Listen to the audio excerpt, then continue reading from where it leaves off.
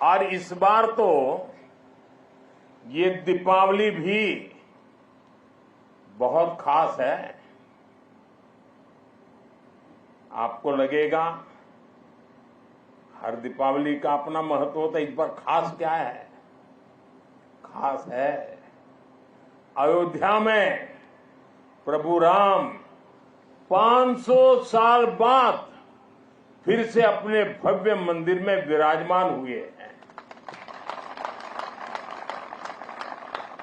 मैं आप सभी को और मां भारती की सेवा में तैनात देश के हर जवान को दीपावली की हार्दिक शुभकामनाएं देता हूं।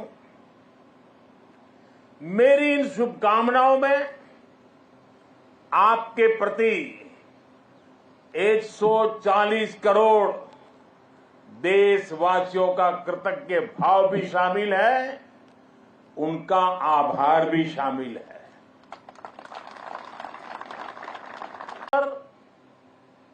बड़े सौभाग्य से मिलता है। ये सेवा आसान नहीं है।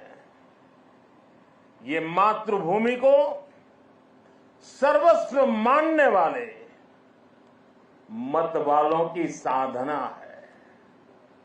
ये मां भारती के लाडलों लाडलियों उनका तप है, उनकी तपस्या है। कहीं हिमालय की बर्फ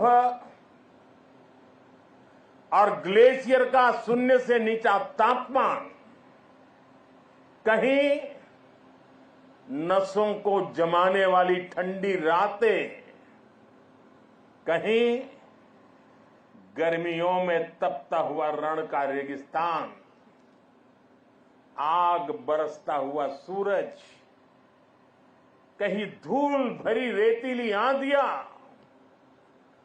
कहीं दल दल की चुनौतियां और कहीं उफान लेता हुआ समंदर। ये साधना हमारे जवानों को उस हद तक तपाती है जहां हमारा देश का सैनिक फौलाद बनकर चमकता है। एक ऐसा फौलाद जिसे देखकर दुश्मन की रूह दहल उठती है।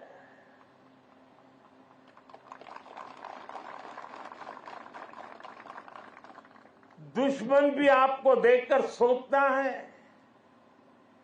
कि जो ऐसे क्रूरतम प्रहारों से विचलित नहीं हुआ, उसे भला कौन हरा पाएगा। आपकी यह अटल इच्छा शक्ति, आपका यह अथाह शौर्य, पराक्रम की पराकाष्ठा,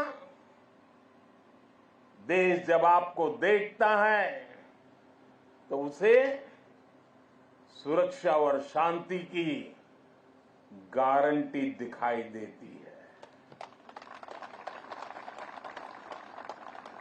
दुनिया जब आपको देखती है तो उसे भारत की ताकत दिखाई देती है, और दुश्मन जब आपको देखता है तो उसे बुरे मंसूबों का अंत दिखाई देता है। आप जब जोश में दहाड़ते हैं तो आतंक के आका कांप जाते हैं। यह है मेरी सेना का, मेरे सुरक्षा बलों का पराक्रम। मुझे गर्व है हमारे जवानों ने हर मुश्किल से मुश्किल मौके पर अपने इस सामर्थ्य को सिद्ध किया है।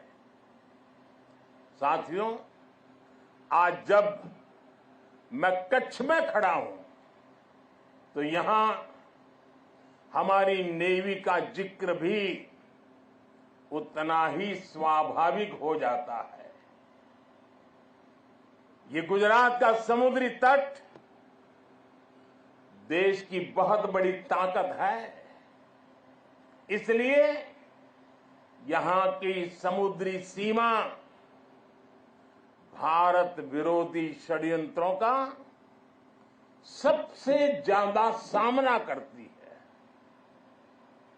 कच्छ के इसी क्षेत्र में भारत की अखंडता का उद्घोष करती ये सर क्रीक भी है।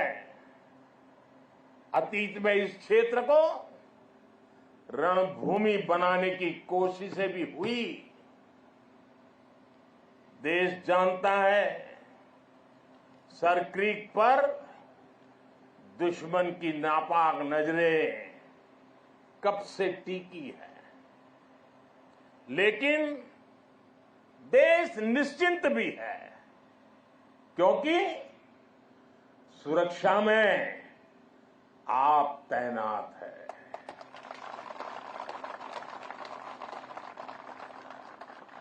दुश्मन को भी पता है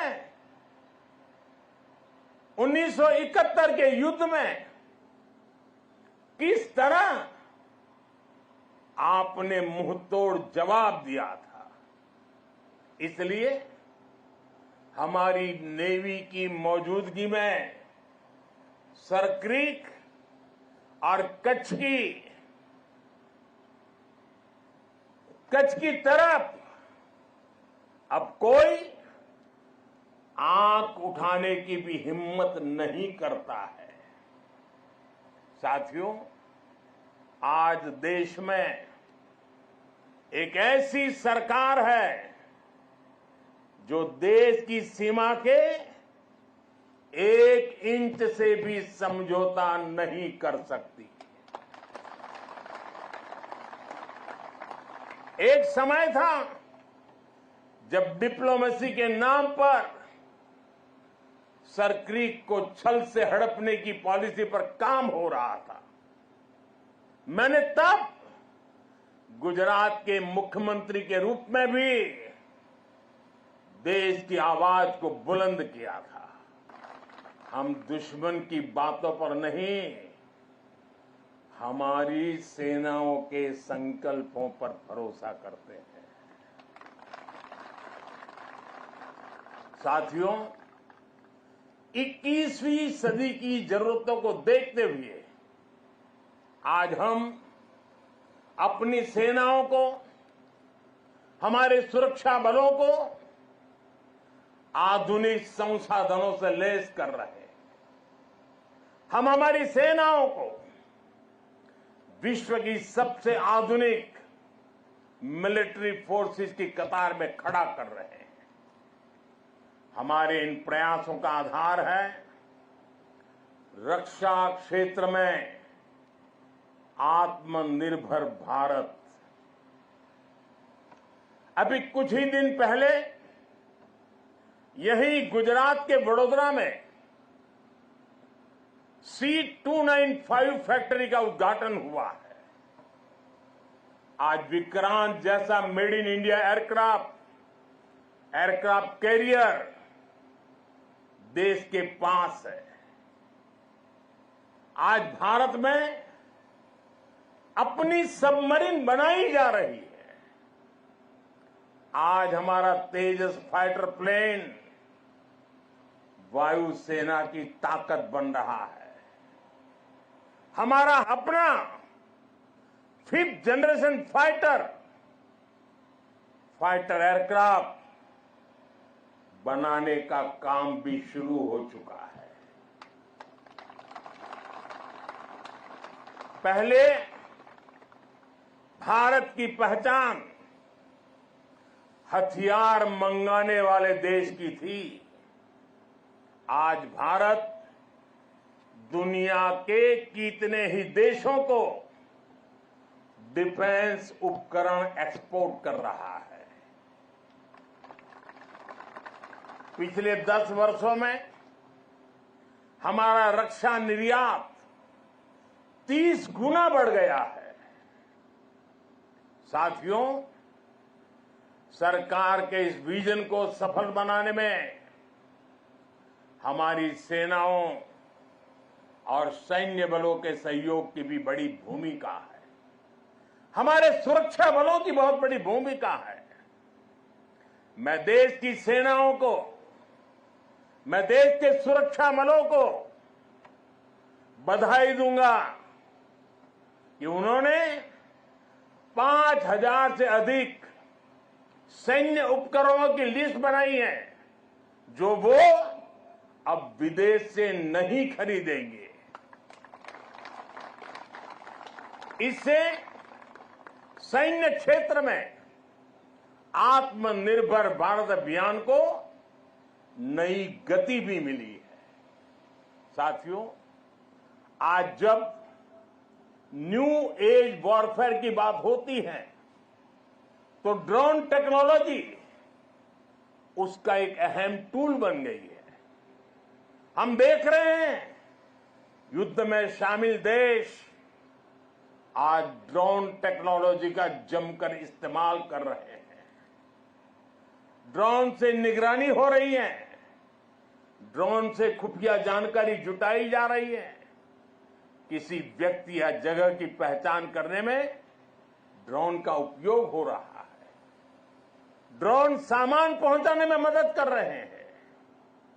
ड्रोन का इस्तेमाल हथियार के रूप में भी हो रहा है। इतना ही नहीं, ड्रोन पारंपरिक एयर डिफेंस के लिए भी चुनौती बनकर के उभर रहा है। ऐसे में भारत भी ड्रोन टेक्नोलॉजी की मदद से अपनी सेनाओं को, अपने सुरक्षा बलों को सशक्त कर रहा है। सरकार आज 3 सेनाओं के उपयोग में आने वाले प्रीडेटर ड्रोन खरीद रही है। ड्रोन के इस्तेमाल से जुड़ी स्ट्रेटेजी बनाई जा रही है और मुझे खुशी है कि कई भारतीय कंपनियां पूरी तरह से स्वदेशी ड्रोन बनाने में भी लगी है। ढेर सारे स्टार्टअप मैदान में आए हैं। साथियों, आज युद्ध की प्रकृति बदल रही है। आज सुरक्षा के विषय भी नए नए पनपते जा रहे हैं। भविष्य की चुनौतियां और जटिल होंगी। इसलिए बहुत जरूरी है कि तीनों सेनाओं की क्षमताओं को, हमारे सुरक्षा बलों की क्षमताओं को एक दूसरे से जोड़ दिया जाए और खास करके हमारी तीनों सेनाओं के लिए उनका प्रदर्शन इस जोड़ने के प्रयास के कारण उनका सामर्थ्य कई गुना बेहतर हो जाएगा। और मैं कभी कभी कहता हूं कि एक आर्मी, एक एयरफोर्स और एक नेवी हमें एक नजर आते हैं, लेकिन उनका जब संयुक्त अभ्यास होता है तो एक नहीं 111 नजर आते हैं। सेनाओं के आधुनिकीकरण की इसी सोच के साथ chief of defence staff CDS की नियुक्ति की गई। इसने देश की सेनाओं को मजबूत करने में बड़ी भूमिका निभाई। अब हम इंटीग्रेटेड थिएटर कमांड की दिशा में बढ़ रहे हैं। इंटीग्रेटेड थिएटर कमांड के लिए एक ऐसा मैकेनिज्म तैयार कर लिया गया है जिससे सेना के तीनों अंगों के बीच और बेहतर तालमेल होगा। साथियों, हमारा संकल्प है नेशन फर्स्ट, राष्ट्र प्रथम। राष्ट्र की शुरुआत उसकी सीमाओं से होती है। इसलिए बॉर्डर इंफ्रास्ट्रक्चर का विकास देश की सबसे बड़ी प्राथमिकताओं में है। बीआरओ ने 80,000 किलोमीटर से ज्यादा सड़क का निर्माण किया है। लद्दाख और अरुणाचल प्रदेश में भी रणनीतिक रूप से महत्वपूर्ण सड़कें बनाई गई है। पिछले 10 वर्षों में बीआरओ ने 400 के आसपास बड़े पुल बनाए हैं। आप जानते हैं, देश के सबसे दूर दराज के इलाकों में ऑल वेदर कनेक्टिविटी के लिए हमारी सेनाओं के लिए टनल कितनी महत्वपूर्ण है। सेला जैसी सामरिक महत्व की अनेकों बड़ी सुरंगों का निर्माण पूरा किया है। बीआरओ देश के अलग अलग हिस्सों में टनल बनाने के काम को तेज गति से पूरा कर रहा है। साथियों, हमने सीमावर्ती गांवों को आखिरी गांव मानने की सोच भी बदली है। आज हम उन्हें देश का प्रथम गांव कहते हैं। आखिरी गांव नहीं, वो प्रथम गांव है। वाइब्रेंट विलेज योजना के तहत देश के प्रथम गांवों का विकास किया जा रहा है। वाइब्रेंट विलेज यानी सीमा पर बसे ऐसे वाइब्रेंट गांव जहां वाइब्रेंट भारत के प्रथम दर्शन हो। हमारा देश का तो ये विशेष सौभाग्य है कि हमारे ज्यादातर सीमावर्ती इलाकों को प्रकृति ने विशेष आशीर्वाद दिया है। वहां पर्यटन की अपार संभावनाएं हैं। वाइब्रेंट विलेज अभियान के जरिए हम ये होता देख रहे हैं। आप ही के हैं आसपास के जो दूर दराज के आखिरी गांव कहे जाते थे, जो आज पहले गांव है, वहां सीवीड का काम आपकी नजरों के सामने तेजी से बढ़ रहा है। बहुत बड़ा आर्थिक नया एक क्षेत्र खुल रहा है। यहां मैंग्रोव के पीछे एक बड़ी ताकत हम लगा रहे हैं। वो देश के पर्यावरण के लिए तो बहुत सुनहरा अवसर है, लेकिन ये मैंग्रोव के जो जंगल तैयार होंगे वो यहां के टूरिस्टों के लिए, और जैसे धोरडो में रणोत्सव ने पूरे देश और दुनिया को आकर्षित किया है, देखते ही ये इलाका टूरिस्टों का स्वर्ग बनने वाला है। आपकी आंखों के सामने बनने वाला है। साथियों, इस विजन को आगे बढ़ाने के लिए हमारी सरकार के मंत्री भी सीमावर्ती वाइब्रेंट विलेज में जा रहे हैं। आज वो वाइब्रेंट विलेज में रुकते हैं जहां ज्यादा से ज्यादा समय बिताते हैं। ऐसे में देश के लोगों में भी इन गांवों को लेकर आकर्षण बढ़ रहा है, उत्सुकता बढ़ रही है। साथियों, राष्ट्रीय सुरक्षा के साथ एक और पहलू जुड़ा हुआ है जिसकी उतनी चर्चा नहीं होती। ये है बॉर्डर टूरिज्म, और इसमें हमारे कच्छ के पास अपार संभावनाएं हैं। इतनी समृद्ध विरासत, आकर्षण और आस्था के इतने अद्भुत केंद्र और प्रकृति की अद्भुत देन। गुजरात में कच्छ और खंभात की खाड़ी के मैंग्रोव फॉरेस्ट बहुत महत्वपूर्ण है। गुजरात के समुद्री तटों पर समुद्री जीवों और वनस्पतियों का पूरा इकोसिस्टम है। सरकार ने भी मैंग्रोव के जंगलों के विस्तार के लिए कई कदम उठाए हैं। पिछले वर्ष लॉन्च की गई मिस्टी योजना पर सरकार तेजी से काम कर रही है। साथियों, यूनेस्को वर्ल्ड हेरिटेज साइट में हमारा धोलावीरा ये भी शामिल है, और वो तो हमारे देश के हजारों साल के सामर्थ्य की पहचान है। धौलावीरा में सिंधु घाटी की सभ्यता के अवशेष बताते हैं कि हजारों वर्ष पूर्व वो शहर कितने व्यवस्थित तरीके से बसा हुआ था।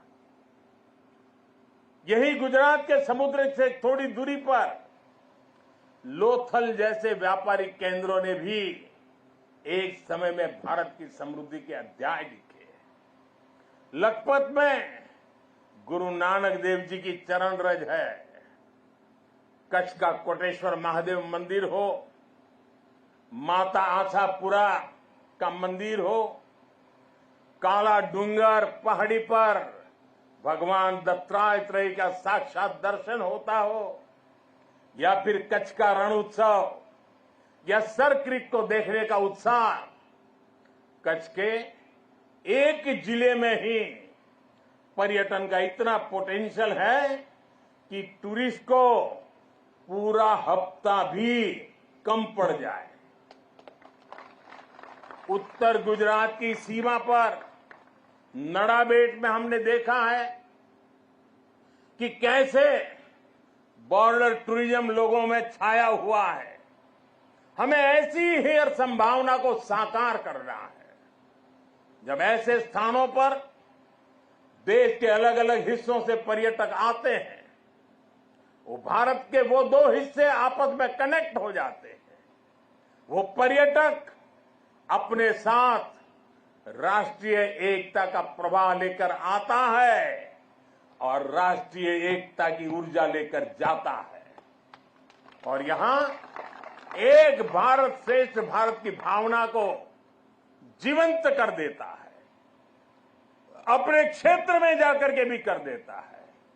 यही भावना हमारी राष्ट्रीय सुरक्षा का मजबूत आधार तैयार करती है। इसलिए कच्छ और दूसरे सीमावर्ती इलाकों को हमें विकास के नए मुकाम तक लेकर जाना है। जब हमारे सीमावर्ती क्षेत्र विकसित होंगे, वहां सुविधाएं होंगी, तो इससे यहां तैनात हमारे जवानों का लाइफ एक्सपीरियंस भी बेहतर होगा। साथियों, हमारा राष्ट्र जीवंत चेतना है, जिसे हम मां भारती के रूप में पूजते हैं।